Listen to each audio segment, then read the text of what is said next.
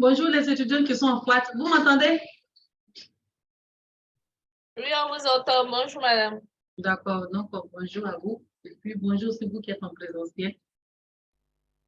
Ok. Je suis docteur Noélie pour ceux qui ne me connaissent pas encore. Je suis censée vous donner le cours en base de données. Il faut dire que ce cours comporte deux volets.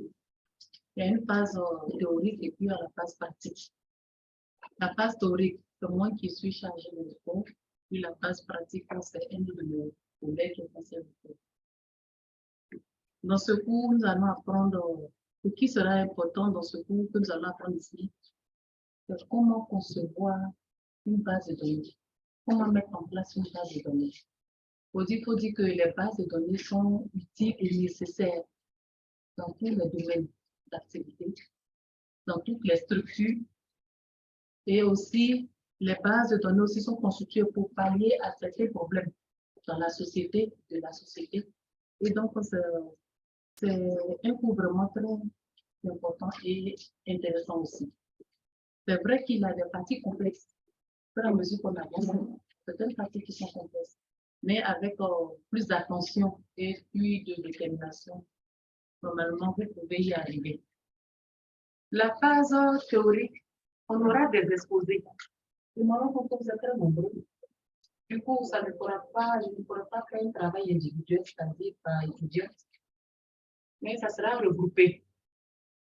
En présentiel, vous avez déjà des groupes de 5 personnes, n'est-ce pas? Donc, disons présentiel, il y aura 6 groupes, vous conservez toujours vos groupes de 5 personnes. Il y aura 6 groupes en présentiel. Et puis en forward, je vous ai scindé en 5, 5 et puis 4. Vous m'entendez? Oui, oui. Oui. On m'a dit vous êtes 6, 6 et puis 5, c'est trop. Il y a des groupes de 5. Oui, j'ai préféré des groupes de 5.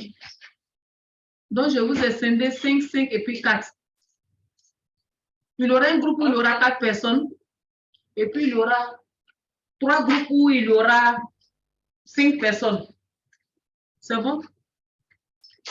Ok, il n'y a pas de problème. C'est à vous de constituer vos groupes. Déjà, vous en présentiel, il n'y a pas de problème. Vous en forward, vous voyez, vous avez... C'est ça, je suis en train de vous dire que nous avons déjà des groupes constitués. Oui, mais de combien de personnes? De 5 personnes. Vous n'avez pas de groupe de constitué de 6 personnes? Non, non, il n'y a pas de 6 personnes. D'accord, donc si vous avez des groupes déjà constitués de 5 personnes, vous les gardez. Il n'y a pas de problème. Je pensais que c'était des groupes constitués de plus de 5 personnes. Voilà pourquoi j'ai voulu scinder encore. Mais si vous avez déjà des groupes constitués de 5 personnes. Non. Ok, madame. Ok, donc vous les conservez, vous les gardez. Et dans ce groupe, vous aurez des exercices à faire. Et les exercices que vous allez faire aujourd'hui, il n'y a pas de présentation, mais la séance prochaine, il y aura la présentation. Vous êtes déjà 5 personnes dans un groupe. C'est-à-dire que vous vous arrangez pour faire le travail ensemble, pour comprendre ensemble. Parce que les années, ça sera individuel. Vous arrangez pour comprendre l'exercice ensemble, pour faire le travail ensemble. Maintenant, à la présentation, je choisis dans le groupe 2 éléments.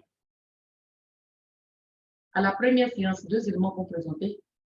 À la séance suivante, soit je choisis encore 2 autres éléments, puis un élément du groupe, au hasard. Ces présentations vont vous constituer d'avoir des notes supplémentaires, accompagnées des notes de l'examen. C'est bon?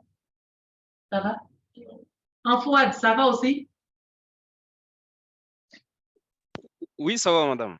Ok, d'accord. Donc, si ça va, nous allons commencer. S'il n'y a pas de questions, dans ce sens, nous allons commencer. Oui? Oui. On a fait des années deux activités de groupe. Deux activités de groupe, c'est-à-dire? Bon, je ne sais pas si ça sera 2 exposés, ça va dépendre. J'ai voulu dire que à la première exposé, 2 personnes peuvent présenter. À l'exposé suivant, d'autres personnes peuvent présenter jusqu'à ce que le temps des exposés finisse quoi. Puisque vous êtes 5, vous 5, vous ne pouvez pas passer le même jour. C'est quand même trop.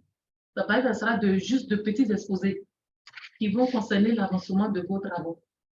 Donc, juste pour ces petits exposés, vous travaillez déjà ensemble et faire la présentation, il y a 2 éléments qui vont venir présenter. C'est bon? Ça va permettre à chaque personne d'avoir des notes individuelles et puis une note de groupe aussi. par rapport au travail qui a été fait en groupe? Ça va? Encore une autre question?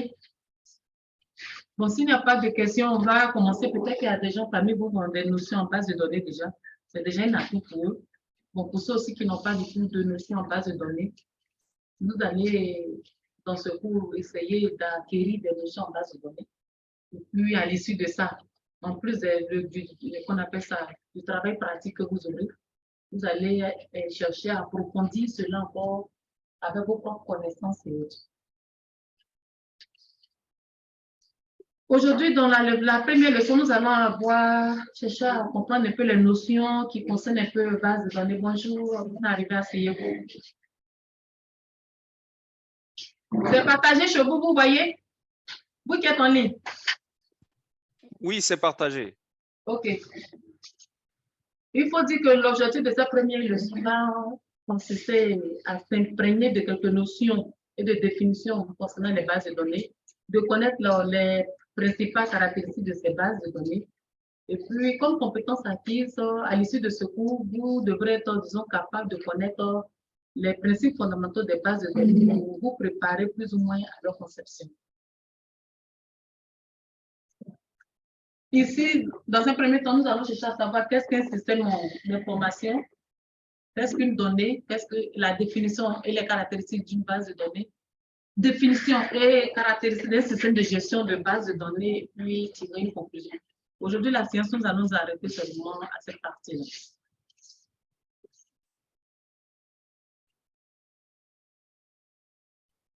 Je vais commencer en introduisant en disant qui veut aller loin. Ça a de bruit.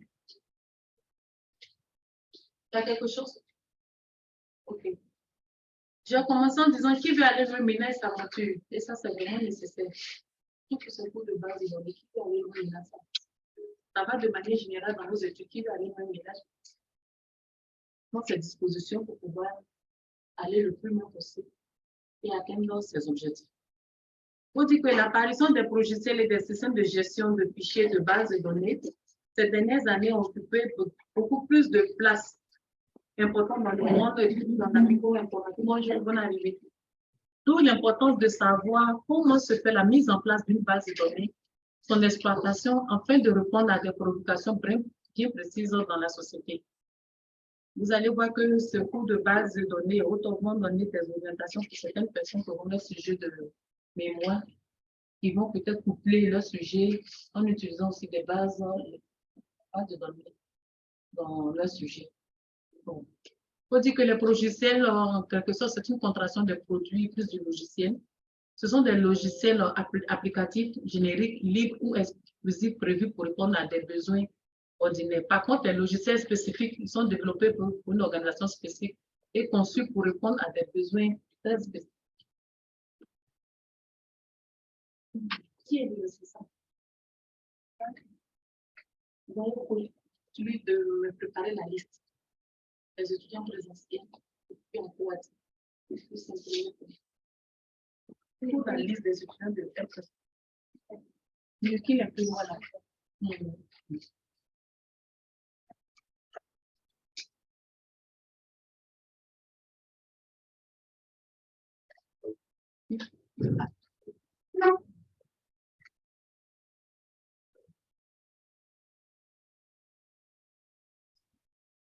Qu'est-ce qu'un système d'information? On va voir en définition.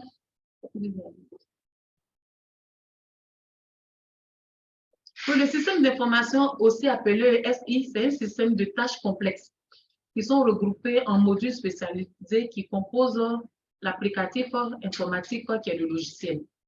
Et ces tâches complexes sont généralement un assemblage de tâches plus simples, c'est-à-dire ces tâches simples sont des briques de base de l'applicatif. On voit dans le système d'information comme un système de tâches complexes. Mais il faut savoir que avant d'avoir ces tâches, ce système de tâches complexes, nous avons des tâches simples. Et c'est l'association de ces tâches simples qui constitue la tâche complexe à la fin. S'il y a une analogie à créer, nous dirons que ces tâches sont comme, ici, qu'est-ce que nous voyons sur ce qu'on appelle ça, ce dessin. Nous voyons une maison qui est en construction. On nous dit, si nous voulons voir l'analogie qu'il faut créer, nous dirons que ces tailles sont comme des briques qu'un maçon assemble pour ériger une maison. Ainsi, le logiciel, tout comme une maison, a besoin d'un plan de conception réalisé par un architecte. Nous sommes tous d'accord. Avant de construire une maison, il faut avoir un plan, même si le plan n'est pas sur papier, mais au moins, tu as le plan en tête. Avant de commencer la fondation, savoir ta maison que tu vas construire, il y aura combien de chambres, comment seront orientées les chambres, comment seront orientées les toilettes, comment tu vas faire le découpage dans la maison. Donc déjà, tu as un plan dans la tête que tu essaies d'élaborer sur feuille, sur papier, avant de mettre en application sur le terrain. Il en est de même chose aussi pour les systèmes d'information. Donc, quand vous voyez système d'information, sachez que c'est comme la construction d'une maison. Avant de construire la maison, on établit d'abord un plan. Ensuite, on va faire le tracé sur le terrain, n'est-ce pas? Pour ceux qui ont déjà vu un peu une notion, on va faire le tracé sur le terrain en fonction du plan qu'on a, on va faire le tracé sur le terrain. Ensuite, on va faire les creusets, n'est-ce pas? Pour venir mettre les premières couches qu'on appelle ça, de béton, qu'est-ce que je peux dire, afin de mettre la fondation, les premières bricoles de la fondation. Vous voyez que ça se fait étape par étape. Mais à la fin, quand nous allons voir la maison, c'est vrai qu'elle est belle, mais elle a été faite de façon très complexe. Mais les tâches complexes ont été juste départagées en plusieurs tâches simples. Parce que quand tu fais un tracé, tu vois qu'elle est simple. Quand tu fais les creusets, tu vois qu'elle est simple. Quand tu commences à mettre le béton pour mettre déjà les premières fondations, tu vois qu'elle est simple. Quand tu viens faire le premier chaînage, avant de monter même les premiers briques. Vous voyez? Donc, ce sont comme ça la construction d'une maison. Pour ceux qui ont déjà vu dans la construction d'une maison, je crois que ça va déjà la compréhension. Il y a un premier niveau d'échelonnage, ensuite on va monter les briques.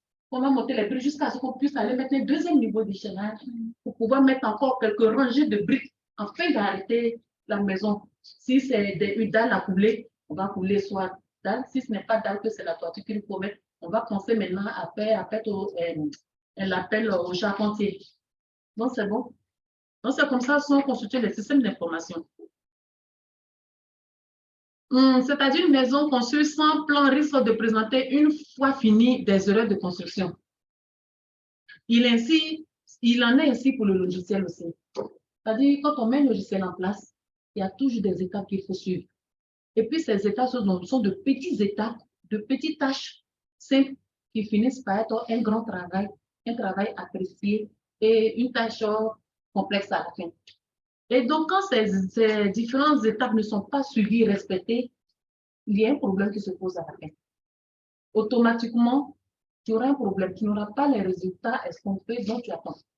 Il en est de même pour la maison. Une maison sans plan, sans une idée, sans, on appelle ça un plan directif, vous allez voir qu'au fur et à mesure, vous serez coincé quelque part dans la construction de la maison. Une maison sans fondation, c'est difficile que cette maison puisse tenir. Vous êtes d'accord avec moi? D'accord. Donc, un logiciel sans une étude préalable, construit sans méthodologie, risque de surprendre son utilisateur. En quelque sorte, c'est pour résumer le cas dans la construction d'une maison ici. Donc, vous voyez le logiciel comme la construction d'une maison. Donc, un logiciel qui a été mis en place sans une étude préalable, sans tenir compte de certaines méthodologies, va surprendre son utilisateur. Oui? S'il vous plaît, j'entends beaucoup pas d'applicatif. Je veux savoir ici, c'est quoi l'applicatif informatique? Ici, l'applicatif informatique, qu'est-ce que c'est?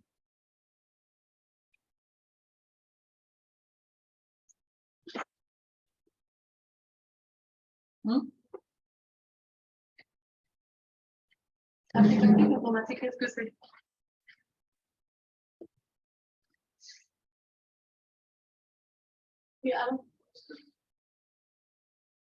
Quittons le côté logiciel. Par exemple, dans l'exemple de cette maison applicative, qu'est-ce que ça peut dire?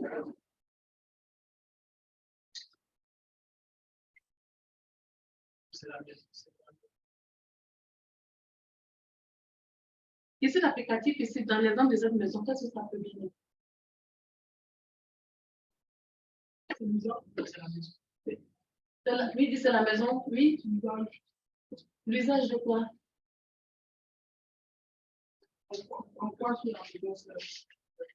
Pour construire une maison, qu'est-ce qu'on a besoin? Ah, d'accord. Oui, il faut les plans, mais l'élément clé. Les briques, voilà. Les briques d'abord, avant de. passer à la toiture et puis tout ce qui est électrique. Mais pour faire la fondation et puis monter la maison, mais qu'est-ce qui est primordial? Les briques. Vous êtes d'accord, moi? À côté des briques, il y a le ciment, les graviers, le sac qui joue un rôle. Mais l'élément plus crucial, c'est les briques. Donc, si l'applicatif ici, par exemple, dans le cas de cette maison, c'est les briques. Dans le cas maintenant du logiciel, qu'est-ce que ça sera? Les données. Ça sera les données. Par exemple, données, tu ne peux pas mettre en place ton logiciel. Ce sont tes données que tu as en ta possession qui vont t'orienter dans la mise en place de ton logiciel. C'est bon? Et ce sont ces logiciels qui seront manipulables dans ton logiciel. Les données qui seront manipulables dans ton logiciel.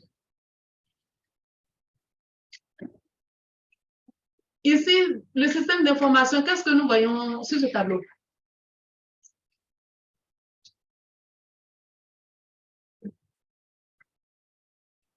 Oui? On voit le produit vivrier. Oui, le produit vivrier. Ensuite? Ensuite? Un paysan, oui, qui est en train de travailler.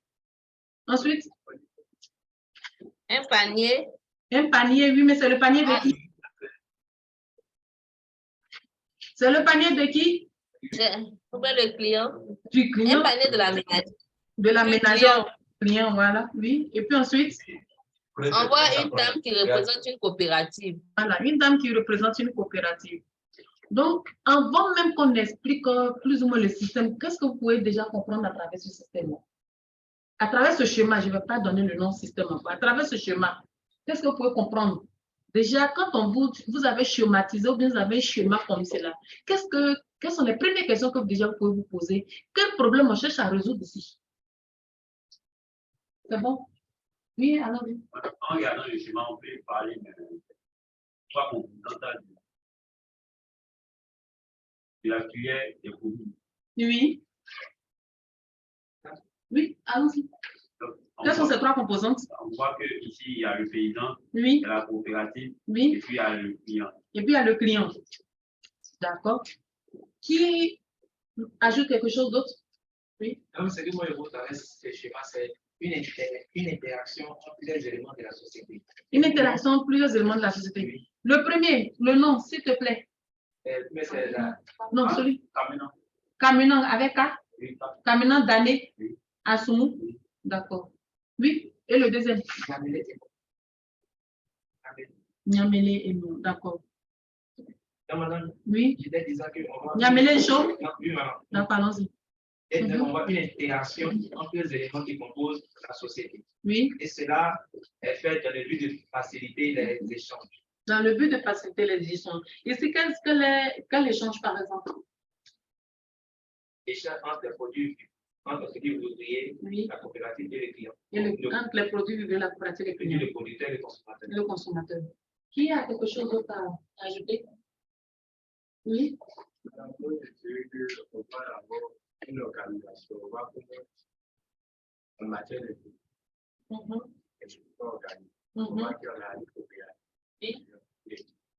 maintenant, comment ces organisations participent à un meilleur une organisation, une interaction, l'autre a dit composante à la filière, voilà, merci. Tous ces éléments, je dirais que ce sont des synonymes que vous avez utilisés chacun, mais vous revenez tous pratiquement dans le même ensemble. Maintenant, ces différentes composantes, ces différentes interactions, cette organisation, quel est le but de ça? Oui? Hein? Oui, c'est le système d'information. Mais avant d'arriver au système d'information, oui. Alors, toute cette organisation, c'est pour faciliter une bonne gestion des produits. C'est pour faciliter une bonne gestion des produits vivriers. D'où elle fait appel au système d'information. C'est bon? Toi, le nom, c'est où? Chemise bleue. Oui, ton nom. Kofi Dja. Kofi avec K. Oui. Ensuite, celui qui sont voisins d'à côté. Yao. Yao Fiak. Hein, Fiak. Yao Aoutou. D'accord, c'est compris. C'est bon. Donc, vous avez vu comment on a décortiqué cette partie. Vous avez compris? Avec les différentes réponses de vos collègues, vous avez compris? Pour faire appel au système d'information, on fait appel à une organisation ou on fait appel à des interactions en différentes qu'on appelle ça, composantes, ou bien on fait appel à des différents éléments, des différentes composantes, comme on dit. Mais tout cela, c'est pourquoi? C'est pour faciliter ou bien favoriser, ou bien permettre le bon fonctionnement, ou bien la bonne gestion, ou bien la bonne observation, ou bien le bon suivi de quelque chose. Et ces choses, pour pouvoir y arriver, il faut mettre en place un système d'information. C'est bon? Donc ici, concernant ce qu'on appelle ça, ce système d'information, c'est l'organisation, par exemple, d'un marché vivrier, par exemple en Côte d'Ivoire ici. Mais à quoi va consister l'organisation de ce marché vivrier, par exemple? Si on cherche à organiser le marché vivrier, je veux que vous me donnez des réponses. Pourquoi? Pourquoi on veut organiser le marché vivrier? Selon vous, quelle problématique on peut déjà se poser ici? Oui? C'est pour éviter le désordre. Ça, c'est bien dit. Ensuite? Madame? Oui, attends, il y a un qui est déjà ici, qui est interrogé. Oui? C'est pour une bonne vente des produits vivriers. Oui, toi, tu es en ligne. Oui, madame, je peux citer déjà pour éviter déjà la fraude. Pour éviter la fraude, oui. Ensuite? Oui. Et puis, le mauvais usage dans l'utilisation même des produits vivriers. Le mauvais usage dans l'utilisation des produits vivriers. Et le mauvais usage, je veux dire, il faut arriver à donner des conseils même aux paysans pour qu'ils puissent bien structurer leur manière de travailler, en fait. Voilà, d'accord. Oui, celui qui est en tricot là, oui. Je ne peux pas retenir vos noms. Au fur et à mesure, je vais tout le temps demander. Madame, je disais que c'est pour les acteurs du secteur. Donc, prenez les acteurs du secteur. Celui qui est derrière, oui. De vite écouler le produit. Ensuite, Ça peut permettre aussi de faciliter la commercialisation. faciliter la commercialisation de ces produits. Ensuite, aux besoins des consommateurs. Oui. Une maîtrise exacte de stock. Toutes ces réponses que vous donnez là sont importantes. Elles sont importantes. Voilà le pourquoi de l'organisation de ce marché. Donc, l'organisation de ce marché a mis en place certains acteurs. Et quels sont les différents acteurs? Le paysan, la coopérative, les clients qui sont des consommateurs. Et donc, il y a des fonctions, il y a des interactions entre eux pour faciliter les stocks, connaître les stocks, une bonne gestion, éviter le gaspillage, savoir, qu'on appelle ça, évaluer les produits qui sont de saison sur le marché, les produits qui sont en manque, qu'est-ce qu'il faut faire, l'origine de ces produits, d'où viennent ces différents produits vivriers, comment ces produits sont véhiculés, comment est-ce que ces produits doivent pouvoir arriver à bon port, le prix de ces produits sur le marché quand ils sont à contre-saison, comment est-ce que le prix doit être généré, quand ils sont des produits de saison, comment le prix doit être généré, pour éviter le gaspillage aussi. Vous voyez, donc tout cela, ce sont différents problèmes que vous venez d'émettre dans ce système. Voilà pourquoi est-ce qu'on cherche à créer ce système, pour permettre une bonne gestion, en un mot, une bonne gestion du système vivrier en Côte d'Ivoire. Et la bonne gestion englobe tout ce que vous venez de dire. C'est bon? Donc vous voyez que, comme je le disais, c'est quelque chose qu'on peut utiliser dans plusieurs domaines. Partout, on a besoin d'une bonne gestion. Même dans ta famille, tu as besoin d'une bonne gestion. On peut appliquer les bases de données à sa famille, à sa maison, à ses activités. Pour une bonne gestion, pour une bonne organisation. C'est bon?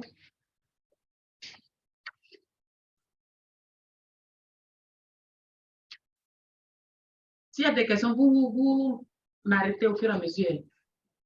Donc, selon le système précédent que nous venons de voir, la vente des produits vivriers, c'est-à-dire les légumes par une coopérative, les produits achetés à des producteurs paysans et revendue à des clients, la FENAC aussi qui permet le suivi pour une meilleure organisation du marché.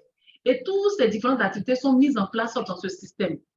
Et vous voyez que dans le système, quand je retourne dans le système, la FENAC aussi, elle va gérer la gestion, la suivi.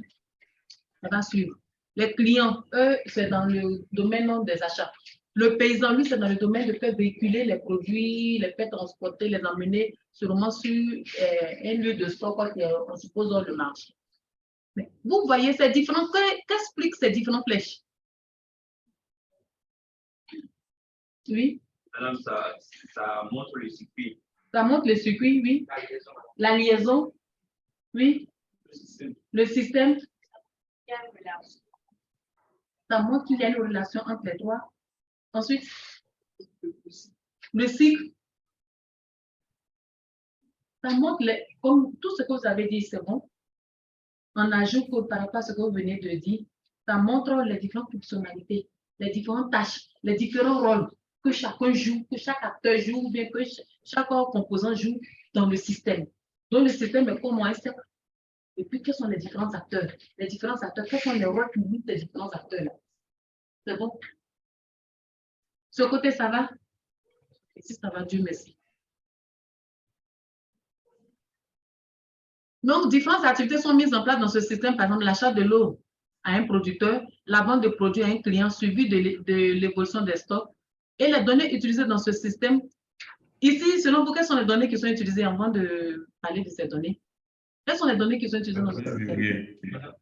Oui, il y a un qui dit, celui qui est en ligne, comment il s'appelle? Celui qui parle là. Monsieur Kouaou. Monsieur Kouaou. Monsieur Kouaou Brice. C'est Fouad, non? Kouaou Brice. Oui, mais tu es en Fouad, n'est-ce pas? Oui, en Fouad. Mais je ne vois pas de Kouaou ici. Non, c'est avec G. Ah, c'est avec G. Oui, Kouaou. Ah, Kouaou, d'accord, je vois. Kouaou Brice, d'accord. Oui. Oui, je t'écoute. Tu disais? Je disais, ce qu'ils ont en commun comme données ici, on a dans les produits vivriers. Et puis,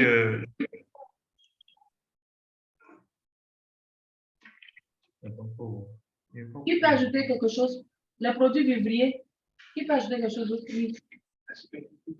La superficie de l'eau, par exemple, par rapport aux paysans, les superficies, d'où viennent les produits, les superficies. Ensuite, la quantité de produits. Ensuite, oui.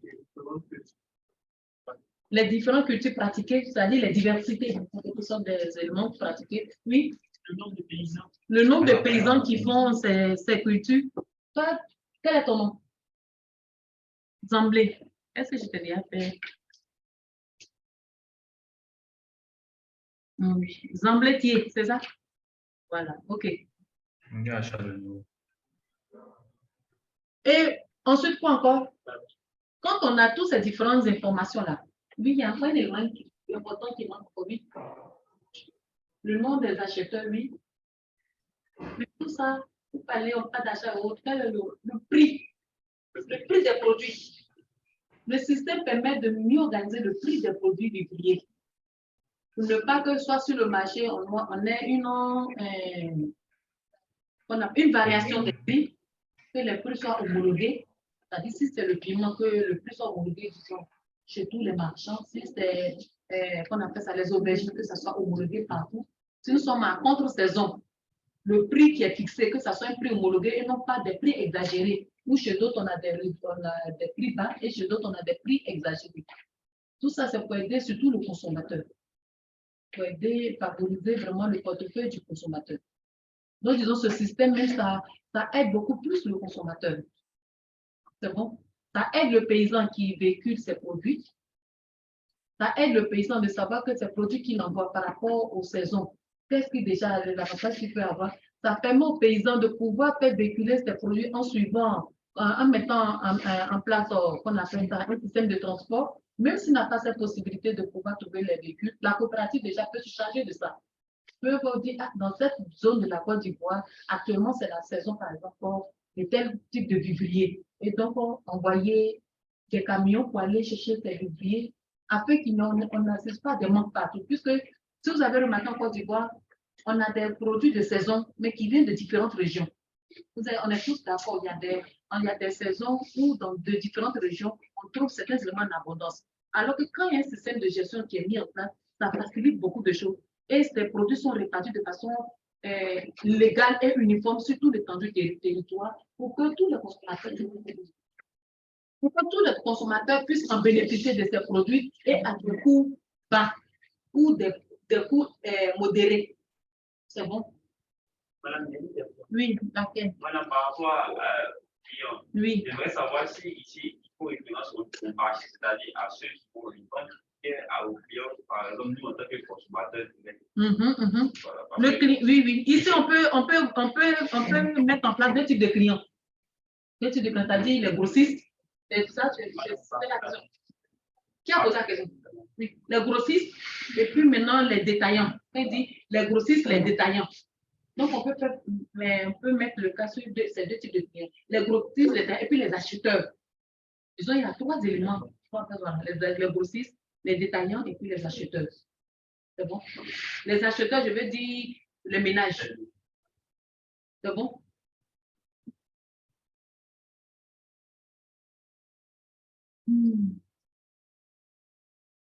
Ce système opérationnel est adapté au fonctionnement de l'organisation supportée par ses activités bâties autour des données qui sont manipulables. Toutes les données que nous avons ici, elles sont toutes manipulables. Vrai ou faux? Elles sont toutes manipulables. Tous les exemples d'éléments que nous avons donnés ici, elles sont toutes manipulables. Superficie, prix, quantité. Qu'est-ce que vous avez ajouté en commun? Nombre de cultivateurs, le nombre de petites plantations, les véhicules, ce sont des données manipulables. Et donc, c'est tous ces éléments qui, les acteurs, les liaisons, c'est-à-dire les fonctions, les données qui sont manipulables, c'est tout, tout cela qui fait appel au système d'information adapté à l'organisation du marché. Est-ce que vous avez compris ce que c'est qu'un système d'information? Parce que c'est à partir de là vont partir vos exercices. C'est bon? Vous avez compris le système d'information? Ok. Donc, si vous avez compris le système d'information, on peut avancer. Vous qui êtes en ligne, vous avez compris qu'est-ce qu'un système d'information et comment il fonctionne? Avec l'exemple du marché Gouraud. En ligne? Tout à fait, Oui, madame. madame. Ah, d'accord. Ok. Quand je pose, pardonnez, répondez pour que je sache que vous êtes là. Sinon, pour moi, vous êtes absent. Question? Oui. Oui. Quel circuit? Ce qu'on vient de voir? Oui. Mhm.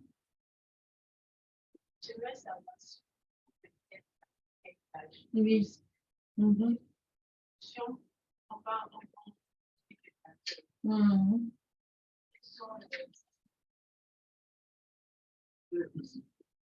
Je crois qu'elle a besoin encore. Ici, elle dit acteur, procédure, donnée par rapport à un petit exemple que j'ai donné tout à l'heure.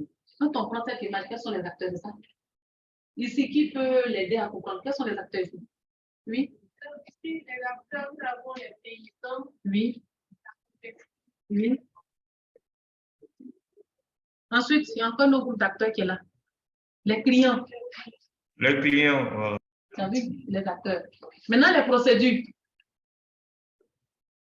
Oui.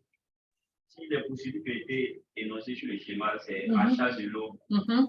suivi et puis bon. Et puis bon, c'est-à-dire les liaisons. Maintenant, les données. C'est les données qu'on a eu à parler tout à l'heure. Ça va, c'est clair. Le nom. Quoi? Aliko Michel. D'accord.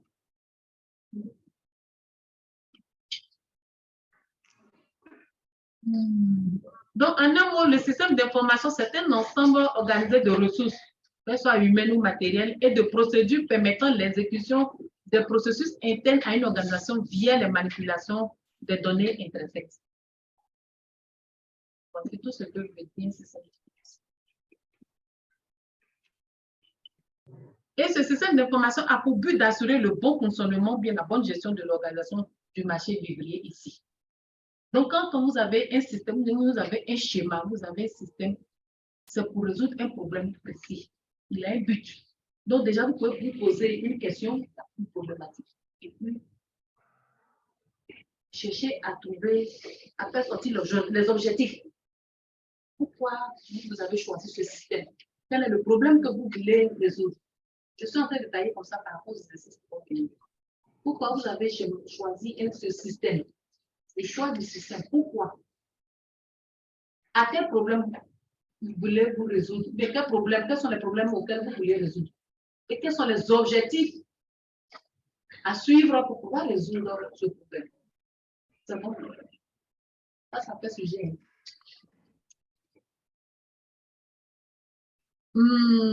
Exemple de modélisation dans le cadre de la gestion du marché vivrier. Bon, la modélisation va revenir après ce que c'est. Mais ici, on a le personnel, vendeur, directeur, ainsi de suite. Tout, on peut mettre tout cet élément dedans comme on le veut. Les activités essentielles, les achats, les ventes, etc. L'aide à la décision, c'est-à-dire le suivi des stocks, les statistiques de vente, ainsi de suite. Et les entités des produits, les lots et les personnes. Ça, c'est juste un additif, mais à la suite, nous allons voir un peu la modélisation, qu'est-ce que c'est. Maintenant, nous allons voir, toujours dans le cas d'un système d'information, nous allons voir maintenant les caractéristiques d'un système. Le système, c'est un élément fini dont le périmètre est une frontière qui le sépare de son environnement. Il interagit avec son environnement grâce à des flux d'informations ententes qu'il va traiter et restituer à l'environnement sous forme de flux d'informations sortantes. C'est-à-dire, le système schématisé du marché vivrier, nous sommes en train de le faire entrer tout doucement dans un système genre sous forme de logiciel. C'est bon? Donc, c'est pourquoi on emploie cette thème-là. Il génère des informations qui rendent compte de son comportement à la fois au sein de l'environnement, mais aussi pour son propre compte. C'est un système communique, c'est-à-dire c'est un système qu'on appelle ça informatique, c'est un système qui communique, comme l'autre avait dit, les interactions. Ça, c'était vraiment bien dit. Une interaction effective. Il a besoin pour prendre des décisions de stocker, de traiter les informations. C'est bon? Ici, nous avons par exemple la représentation schématique d'un système, dans le cas par exemple d'une entreprise. Et nous voyons que dans cette entreprise, nous avons l'environnement qui est là. Tout ça, c'est l'environnement qui est là. Nous avons les flux de données entrants. Je ne sais pas quelles sont ces données, mais ça fait plusieurs données. Et puis, il y a les flux de données sortants. C'est-à-dire quand le logiciel finit le traitement, ce qui sort et qui peut être utilisable par rapport, qui peut être utilisable bien utile pour les autres. Et avant que les données ne sortent, vous voyez qu'on a un système de pilotage, on a un système d'information, on a un système opérant. Et il y a une interaction entre ces différents systèmes-là. C'est-à-dire quand les données rentrent, il y a les systèmes de pilotage qui rentrent en ligne de compte, il y a les systèmes d'information qui rentrent en ligne de compte, il y a les systèmes opérants qui rentrent en ligne de compte. Toutes ces données sont traitées avant que ça ne sorte.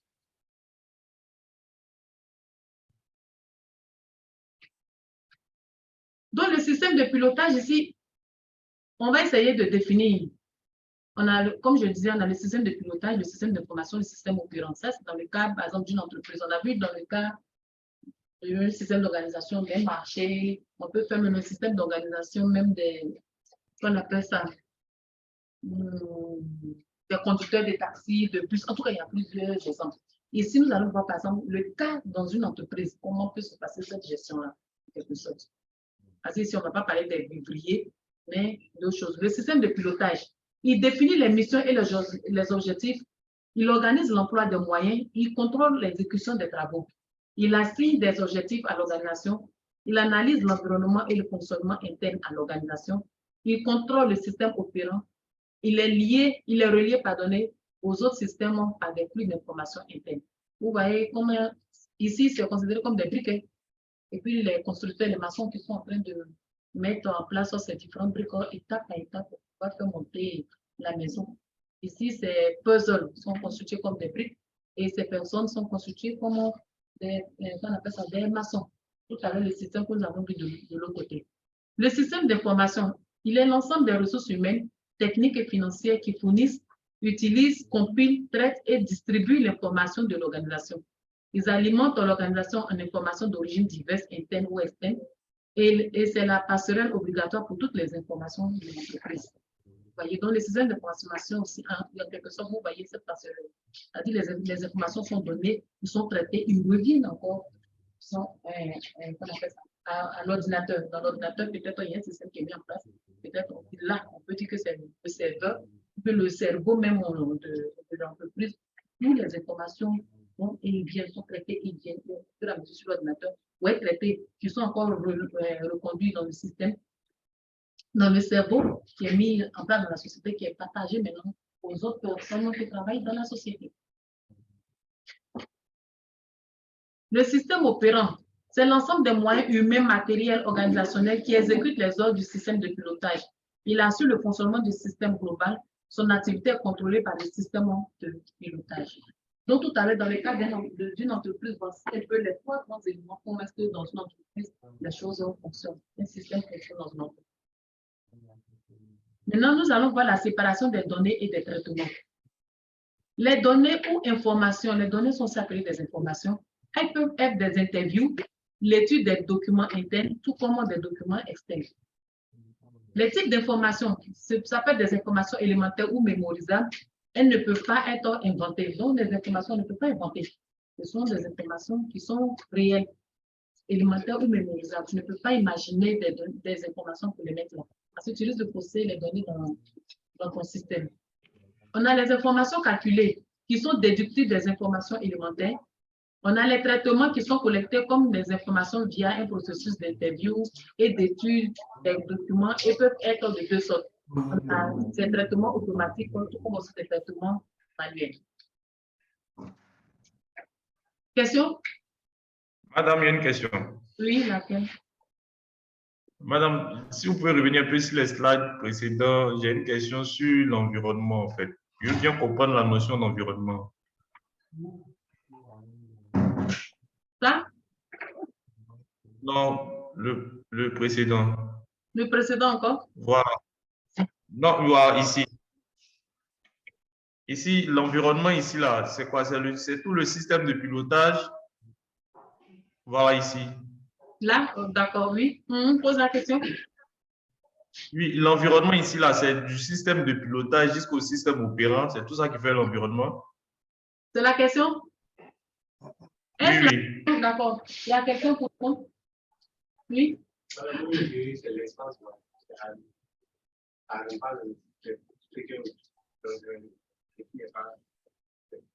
Lui dit l'environnement, c'est ce qui n'est pas dans le système. Oui? Quels sont ceux qui sont d'accord avec lui? Il y a deux réponses. Un qui dit l'environnement ne fait pas partie du système. Et l'autre qui dit l'environnement, c'est tout ce qui prend en compte tout le système de pilotage. Quels sont ceux qui sont d'accord avec Georges? Maintenant, quels sont ceux qui sont d'accord aussi avec l'autre? Quels sont vos arguments pour être d'accord avec l'autre? Oui? Parce que dans l'émission de la façon, c'est la frontière qui est entre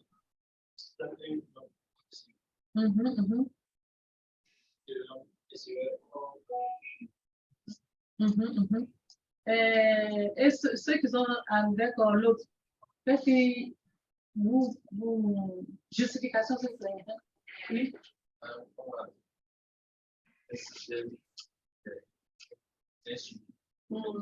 Donc ici, il doit avoir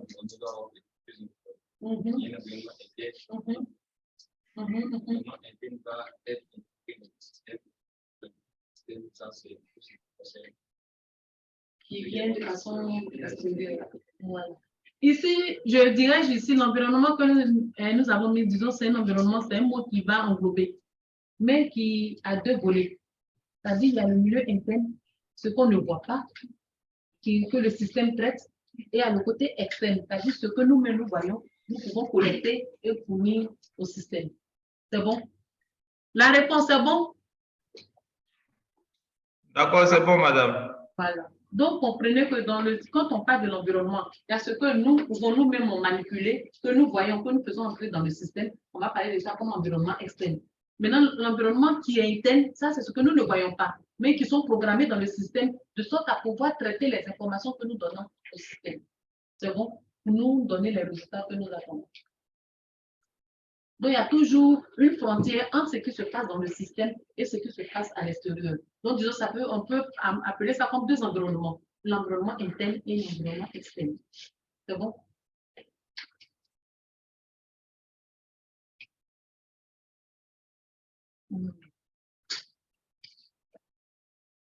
Une approche, oui. Concernant les systèmes d'information. Oui, oui. Donc, à chaque fois qu'on a des informations, vous pouvez faire sortir le système de pilotage, le système d'information et le système de... À chaque fois, il vient de poser une question très intéressante. Il demande à chaque fois qu'on aurait un système, est-ce qu'il faut faire sortir le système de pilotage, le système d'information et le système opérant? Oui. À l'instar du schéma que nous avons, on parlait de paysans, oui, des produits de la client. Parce que c'est tout ça qu'on parle de l'ensemble. Aussi, on va parler de l'ensemble. De tout cela. Quelqu'un d'autre a une autre réponse? Effectivement, je rejoins Georges dans sa réponse. Chaque fois qu'on va parler d'un système d'information, ça va toujours faire appel au système de pilotage, au système d'opérant, le système d'information. Mais ça va dépendre maintenant des éléments qui vont constituer tous ces différents les éléments, les fonctions. Quand je dis les éléments, ça dit les données, les fonctions, les acteurs qui vont rentrer en ligne de compte vont dépendre maintenant de chaque système. Sinon, tous ces différentes étapes-là, chaque système a ça. Mais maintenant, quelles sont les différentes données qui rentrent en ligne de compte dans ton système? Quels sont les acteurs qui interviennent dans ton système? Quelles sont les différentes fonctions qui sont reliées qui interagissent entre les différents acteurs dans ton système?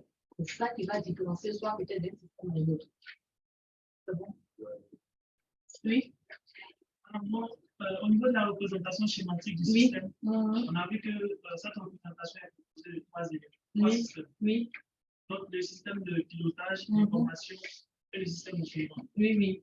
J'aimerais que vous nous fassiez donner une explication simple, qu'on sache le système de pilotage, c'est de façon simple, en une phrase, le système d'information, c'est quoi, et le système opérant, c'est pas trop. Pour créer le chemin. Il dit pour qu'on puisse rentrer le chemin dans notre tête. Mais je dirais, c'est vrai, ici, il est résumé, disons, sur quelques pointillés, en quelque sorte. Et c'est une seule phrase, ça sera vraiment un peu difficile parce que le système de pilotage, comme son nom le dit, si je veux dire cette phrase, comme son nom le dit, il pilote. Vous voyez, alors qu'il pilote, qu'est-ce que je veux dire dans piloter? Ce sont les différents éléments que j'ai articulés. Dans le système de pilotage, on peut parler de piloter. Maintenant, qu'est-ce qu'on pilote? Qu'est-ce qui... Oui. Le squelette. Oui.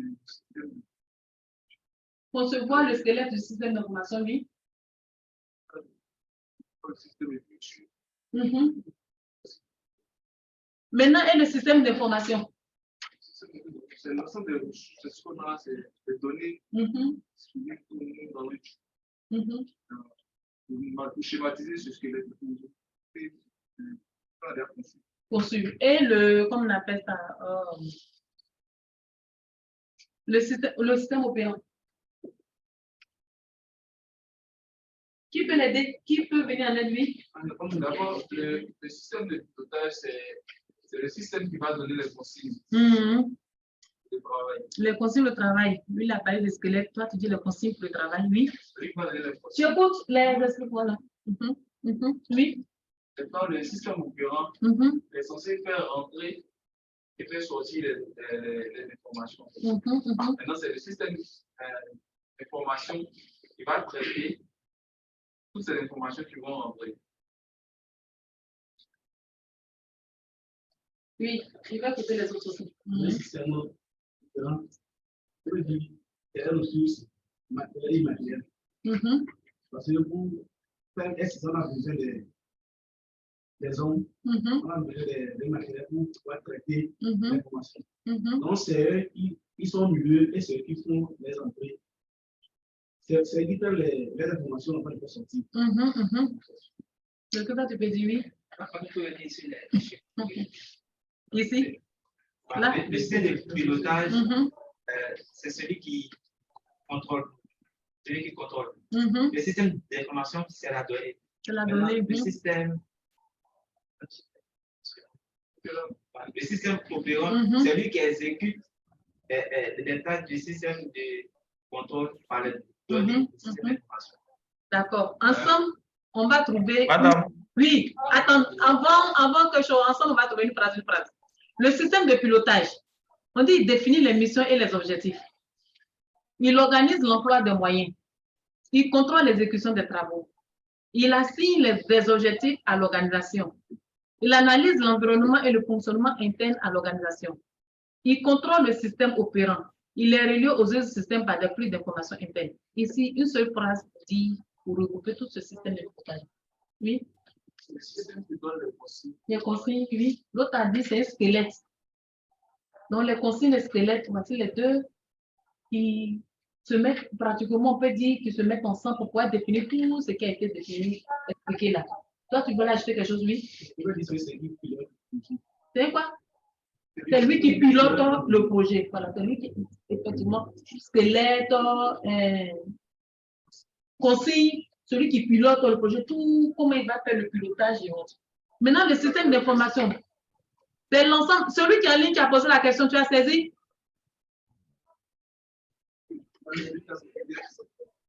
Qui a posé la question? Pardon, c'est toi, d'accord. Donc, c'est bon, tu as saisi pour le pilotage. Une seule phrase, tu as eu. Maintenant, vos systèmes d'information, c'est l'ensemble des ressources humaines, techniques et financières qui fournissent, utilisent, compilent, traitent et distribuent l'information de l'organisation. Il alimente l'organisation en informations d'origine diverses, internes ou externes, et c'est la passerelle obligatoire pour toutes les informations de l'entreprise. Le système d'information, qu'est-ce que ça fait?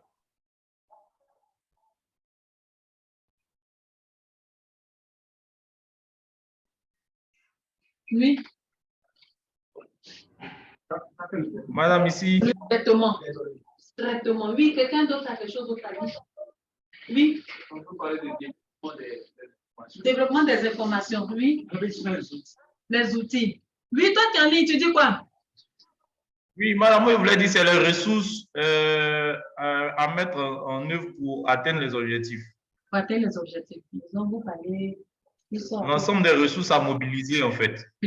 Vous parlez tous à peu près de la même chose.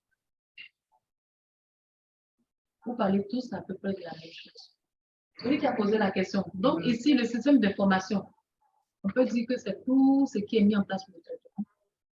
On peut dire que c'est tout ce qui est mis en place, qu'on appelle ça.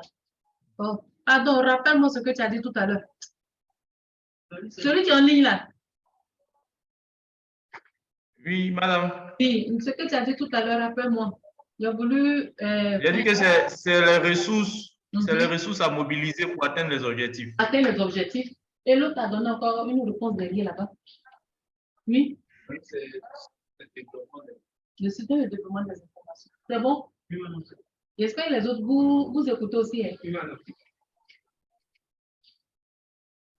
Le système opérant, c'est l'ensemble de moyens humains, matériels, organisationnels qui exécutent les ordres du système de pilotage.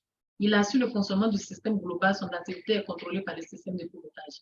Ici, le système opérant, on peut supposer que c'est quoi? C'est un système de maintenance. De maintenance. Permet à assurer le fonctionnement et permettre l'entrée et la sortie des données. Quelqu'un a quelque chose à ajouter? C'est bon? OK. Donc, si c'est OK, donc on peut avancer. Autre question? Si on n'a pas de questions, on va avancer.